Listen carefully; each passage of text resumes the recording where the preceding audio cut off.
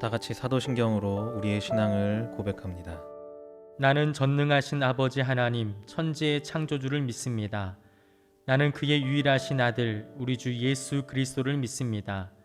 그는 성령으로 잉태되어 동정녀 마리아에게서 나시고 본디오 빌라도에게 고난을 받아 십자가에 못 박혀 죽으시고 장사된 지 사흘 만에 죽은 자 가운데서 다시 살아나셨으며 하늘에 오르시어 전능하신 아버지 하나님 우편에 앉아 계시다가 거기로부터 살아있는 자와 죽은 자를 심판하러 오십니다. 나는 성령을 믿으며 거룩한 공교회와 성도의 교제와 죄를 용서받는 것과 몸의 부활과 영생을 믿습니다. 아멘. 찬송가 337장 내 모든 시험 무거운 짐을 찬송가 337장으로 하나님께 영광 올려드리겠습니다.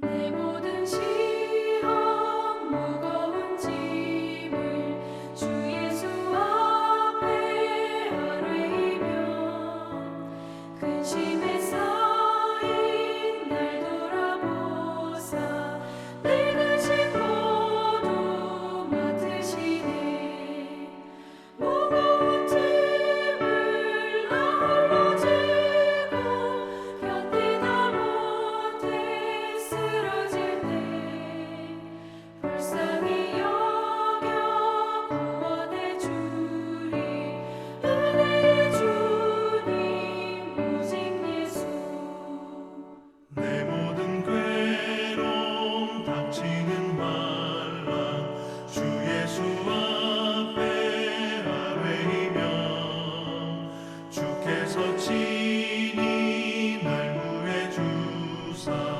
넓으신 사랑 베푸시네 무거운 짐을 나 홀로 지고 견디다 못해 쓰러질 때 불쌍히 여겨 구원해 주리 은혜의 주님 오직 예수 내 짐이 점점 무거워질 때 주 예수 앞에 아뢰이며 주께서 친히 날 구해 주사 내 대신 짐을 져주시네 무거운 짐을 나 홀로 지고 견디다 못해 쓰러질 때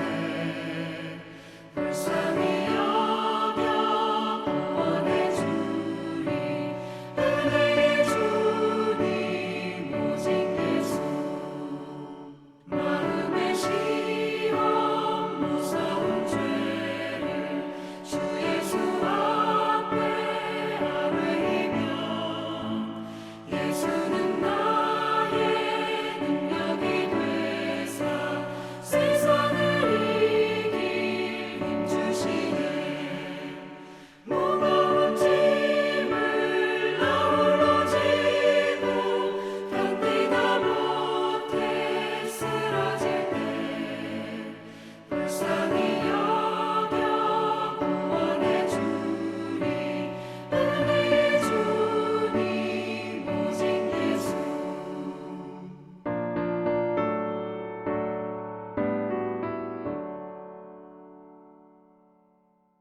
오늘 함께 나눌 하나님의 말씀은 요엘서 3장 28절에서 32절까지의 말씀입니다.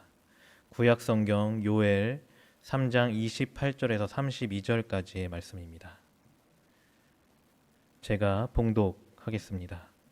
그 후에 내가 내 영을 만민에게 부어주리니 너희 자녀들이 장래일을 말할 것이며 너희 늙은이는 꿈을 꾸며 너희 젊은이는 이상을 볼 것이며 그때 내가 또 내 영을 남종과 여종에게 부어줄 것이며 내가 이적을 하늘과 땅에 베풀리니 곧 피와 불과 연기 기둥이라. 여호와의 크고 두려운 날이 이르기 전에 해가 어두워지고 달이 핏빛같이 변하려니와 누구든지 여호와의 이름을 부르는 자는 구원을 얻으리니 이는 나 여호와의 말대로 시온산과 예루살렘에서 피할 자가 있을 것이며 남은 자 중에 나 여호와의 부름을 받을 자가 있을 것임이니라. 아멘. 길어지고 있는 코로나19 상황 속에서 여러분들의 마음은 어떠신가요? 집에만 있어야 하고 사람들을 만나지 못하고 혼자 있어야 되고 여행도 다니지 못하고 그래서 나는 너무 신난다는 분들 계실까요? 그런 분들은 거의 없을 거라고 생각합니다.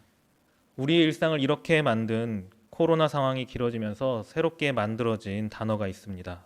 우리가 살아온 일상이 무너지고 활기를 찾을 수 없는 상황이 지속되고 또 매일 마스크를 쓰고 문을 나서면서 두렵고 불안한 마음을 우리는 가지게 된다는 것이죠. 이러한 상황 속에서 사람들은 우울함을 느끼게 되는데요. 그래서 코로나라는 말과 우울함을 나타내는 블루라는 말을 더해서 코로나 블루라는 말이 생겼습니다. 이 상황 속에서 코로나 블루를 더 깊이 경험하고 있는 사람들이 있다는 생각을 하게 됩니다. 사회적으로 교회를 향한 인식이 부정적이 되고 당연하게 생각하던 예배당에 나와서 드리던 예배를 드리는 것도 쉽지 않은 상황을 경험하고 있는 사람들이죠. 그렇습니다. 우리 그리스도인들이 그 코로나 블루를 가장 깊이 경험하는 사람들이 아닐까 생각하게 됩니다. 이러한 상황 속에서 느끼는 신앙에 대한 그리고 교회에 대한 마음을 생각하면 코로나 블루를 가장 깊이 경험하고 있는 부류는 우리 그리스도인들일 것입니다. 그런데요, 이런 감정을 느꼈을 만한 사람들이 또 있습니다. 오늘 우리가 함께 읽은 요엘서를 비롯해서 구약 시대의 후기 예언자들 그리고 그들과 동시대를 살았던 이스라엘 사람들 말입니다. 함께 읽은 본문은 새로운 하나님의 희망이 전달되고 있는 장면입니다. 그런데요, 이 희망이 전달되는 특정한 사람들이 있습니다. 32절 후반절에 보면 남은 자 중에 라고 기록하고 있습니다. 남은 자들에게 희망을 전하고 있는 건데요. 그런데 이 희망을 전달받았던 당시의 사람들의 삶의 모습은 어땠을까요? 나라는 망했고요. 살던 곳은 모두 폐허가 됐습니다. 그리고 사람들은 포로로 끌려갔죠. 이렇게 이야기하면 이상할지 모르겠지만 차라리 끌려갔으면 다행일지도 모르겠습니다. 모든 것이 폐허가 된 곳에서의 삶. 매일 문을 열고 나가면 무너져 내린 것 투성이인 곳에서 살아가야 하는 사람들. 그들 안에는 당연히 두려움과 불안과 공포가 자리했을 것입니다. 그리고 나의 삶의 터전인 이곳을 다시 일으켜야 한다는 부담감이 그들에게 있었을 것입니다. 삶의 터전을 다시 일으켜야 한다는 부담감이 엄청나게 컸을 것입니다. 이들은 어떻게 해야 될지 모르겠는 막막함 속에서 매일의 삶을 보내야 했을 것입니다. 남아있는 자들이 직면하고 살아가야 하는 삶은 생각보다 버거운 삶이었다는 것입니다. 성경 속에 등장하는 또 다른 남은 자들의 삶은 어땠을까요? 성경 속의 남은 자 중에 대표적인 사람, 노아를 생각해 볼 수 있을 것 같습니다. 홍수가 끝나고 노아가 보았던 모습은 어땠을까요? 무지개 속 언약으로 아름답게 기억될지 모르겠지만 물이 빠진 다음에 나와서 노아가 본 모습은 무엇이었겠습니까? 널려진 시체들이 아니었겠습니까? 그 널려진 시체들, 아무것도 없는 땅을 보면서 노아의 마음은 어땠을까요? 언약을 생각하며 그냥 기쁘기만 했을까요? 앞으로 살아가야 하는 일상에 대한 두려움과 걱정이 자리하진 않았을까 생각해 보게 됩니다. 또 다른 남은 자 중에 한 사람인 엘리야의 모습은 어땠습니까? 엘리야가 그냥 마음이 심약해서 도망하고 까마귀에 의지해서 먹고 살았을까요? 아합과 이세벨이 죽인 선지자들의 모습을 엘리야가 보지는 않았을까요? 그 피바다를 보고 나니 엘리야 마음에 두려움과 불안이 엄습해왔던 것은 아닐까요? 이렇게 남겨진 자들의 삶이란 녹록치 않았습니다. 고립되고 두렵고 불안하고 눈에 보이는 것만으로 신앙을 지키는 게 쉽지 않았을 것이라는 거죠. 고립되고 두렵고 불안하고 눈에 보이는 상황만으로 물리적인 무엇을 기대어서 신앙을 지키는 게 어려운 삶. 그 삶의 모습이 지금 우리의 모습은 아니겠습니까? 사람들의 인식은 어쨌든 그 이유가 무엇이든 간에 기독교를 동물처럼 취급하고 익숙하지 않은 혹은 생소한 인터넷, 온라인, 유튜브, 줌이라는 것으로 예배하고 신앙을 지켜야 하는, 신앙을 챙겨야 하는 상황. 예배당에 오는 것마저 자유롭지 않은 상황. 이러한 상황 속에서 내가 기독교인이라고 말하는 것, 그리고 나의 신앙을 지킨다는 게 어렵고 힘들다는 걸 우리는 경험하고 있습니다. 우리가 경험하는 이 모습, 우리의 현재의 이 모습이 구약시대의 남은 자들의 모습이 아니겠습니까? 그렇다면 이 남은 자들은 어떻게 그 힘든 상황 속에서 버티고 견뎌냈을까요? 바로 오늘 우리가 함께 읽은 말씀처럼 그들에게 전해진 하나님의 약속을 믿었을 것입니다. 우리가 믿음을 지킨다면 우리를 회복시켜 주실 것이라는 희망과 소망이 있었기에 하루하루를 살아낼 수 있었다는 것입니다. 그들이 그들의 능력을 믿었을까요? 그들이 무엇인가 하나라도 의지할 수 있는 자신만의 힘이 있었을까요? 혹은 다른 강대국을 의지해서 새롭게 나라를 세울 수 있다는 소망이 있었겠습니까? 이스라엘은 그 강대국에 의해서 멸망했습니다.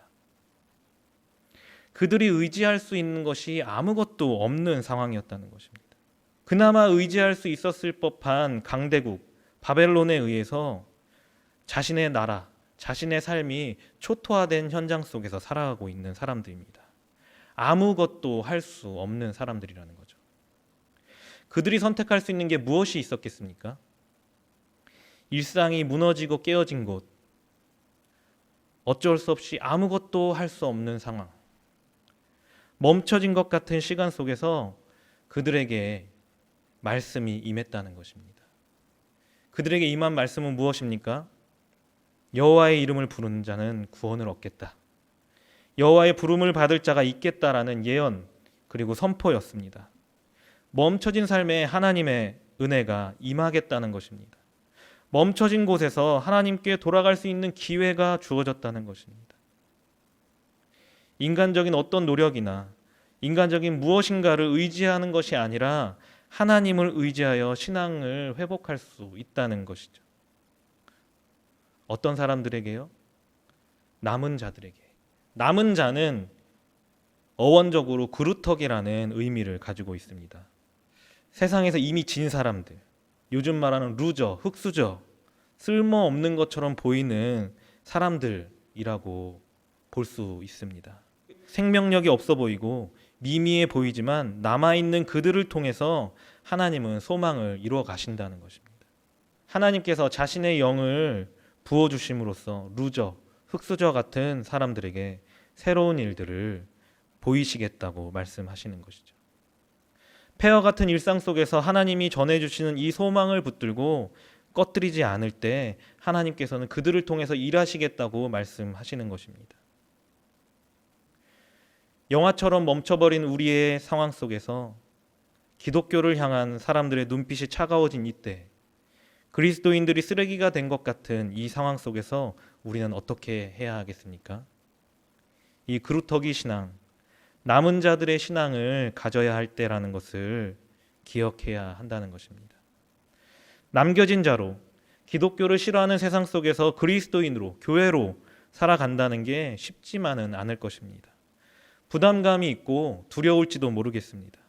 하지만 멈춰선 이 자리에서 우리가 하나님께 깊이 뿌리 내릴 수 있다면 우리에게 하나님의 영을 부어주실 것입니다. 그래서 우리가 거룩한 부담감 속에서 하나님께 나아갈 때 우리는 꿈을 꾸며 장래의 일을 말하며 이상을 볼 것입니다. 그리고 우리의 신앙의 회복에 멈추는 것이 아니라 다시 한번 세상의 만민들을 향하여 제사장으로 하나님을 드러내는 교회로 나아갈 수 있을 것입니다. 하나님께서는 그 일을 위해서 우리에게 하나님의 영을 부어주시겠다고 말씀하십니다. 우리를 도우시며 함께 하시는 그 하나님의 영을 통해서 다시 일어날 것을 소망할 수 있습니다. 그 소망을 가지고 새롭게 일하실 하나님을 기대하는 저와 여러분이 되길 소망합니다. 기도하겠습니다. 하나님, 생각지도 못하게 멈춰선 우리의 상황 속에서 우리가 하나님을 바라보게 하옵소서. 우리의 노력이 의미가 없어진 이 상황 속에서도 일하고 계시는 하나님을 의지하고 소망하게 하시고 우리에게 소망을 주시는 주님께서 새로운 일들을 우리 가운데 보여주시옵소서. 우리가 이 상황 속에서 어려움 안에 주저앉지 않게 하시고 남은 자로 이 세상에서 소망을 안고 살아가는 자들 되게 하시며 그 시간 속에서 우리가 더 깊이 하나님에게 뿌리 내리는 자들 되게 하여 주시옵소서. 우리 가운데 일하시고 계시는 예수 그리스도의 이름으로 기도합니다. 아멘.